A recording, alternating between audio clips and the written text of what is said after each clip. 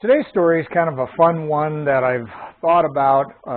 Being a motorcyclist, I've told the story many times to friends and other riders about an event that happened about 25 years ago, if not a little bit more, but it kind of brings you back to the way you used to approach life, and this is why I tell teenagers, people that are in their 20s, get out and do things that you won't be able to do later. You get more responsibility. You have a house. Those keep you busy. You've got a lot of other things that kind of go on, raising a family, everything like that. So while you can, even though it doesn't look like the opportunity is there, I recommend you go and do it. So the story is this. Many years ago, my brother and I rode up to the motorcycle dealership. It was a Saturday afternoon, late spring. We just had some rain. Kind of a cool day, you know. It wasn't like summer was here, but I mean, you know, it was good riding weather for the most part. And we walk in the showroom where we're kind of looking around, and I spotted this guy, and he was kind of walking around, big smile on his face, pretty happy, everything like that. Well, we get outside, and I see him pushing his bike out of the shop, and it's this older Kawasaki Ninja 600. And he goes back inside. I was looking at the bike, and for instance, like the foot peg, it was a bolt, right? So something had vibrated off, or he'd laid the bike down. It looked like that probably was the case. Anyway, had Pennsylvania license plates on. So he comes back out, and I started talking to the guy. And he was on a mission, and he was going to go out to Montana. Probably, I think it was the middle of the state. It was beyond Billings, maybe in the Missoula area or someplace out there. He was on his bike to go propose to his girlfriend, whom must have lived in Pennsylvania at one time. Anyway, the story goes, you know, like on a whim, he decides, yeah, I'm gonna drive out and propose to her. Didn't have any money.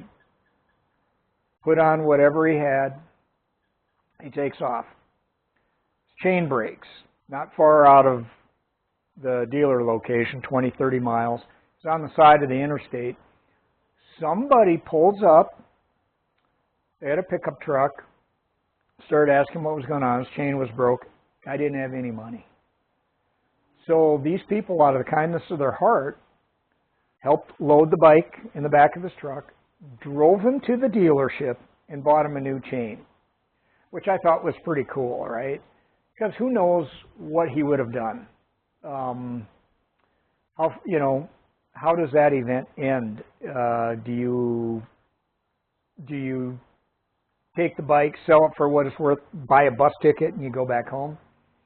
So anyway, I was talking to him about it. It rained. He was planning on making his destination that night, which by this time it's 2, 3 o'clock in the afternoon. I know they go through a time zone change, but I was like, boy, that's really going to be pushing it. And I knew where he was going. I mean, it was 600 more miles or something like that, and it wasn't the warmest weather, like I said. He had everything on he probably owned, had some hiking boots on. So anyway, I'm talking to him about, you know, his story of going out and proposing to him, and I thought inside of myself when he was telling this, I hope you don't get there and there's some other guy hitting on your girlfriend, right? Anyway, I gave him what would be the equivalent of, like, it was whatever I had in my pocket. It was probably about $50, right? Now, I knew it wasn't going to get him all the way out there, but so, and he wasn't begging anybody. He never asked me for any money. He was just, he had a few bucks. He probably had a full tank of gas, and this guy was going to go. So interestingly enough, all the events unfolded whereby he gets a new chain on his bike. The shop doesn't charge him to install the chain, everything like this.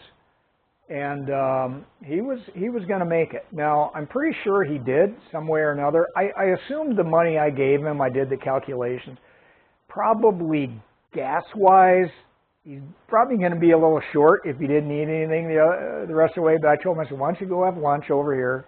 There's a couple of restaurants, there's a McDonald's, get on the road and everything. And he told me, he goes, well, he asked me what my name was, and he said, I'm going to name our first kid with your name, and which I was kind of appreciated. Anyway, I never knew how the story ended up, but I find it an interesting way of just taking a risk, setting your heart to go after, pursue something that you really want. And I'm sure he made it, and she was probably surprised. I mean, this is kind of the days before cell phone and everything, that all of a sudden he shows up and proposes to her.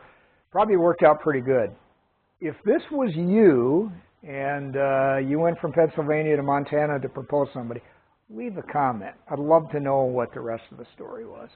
Anyway, always enjoyed the moral of that story is just go do it, right?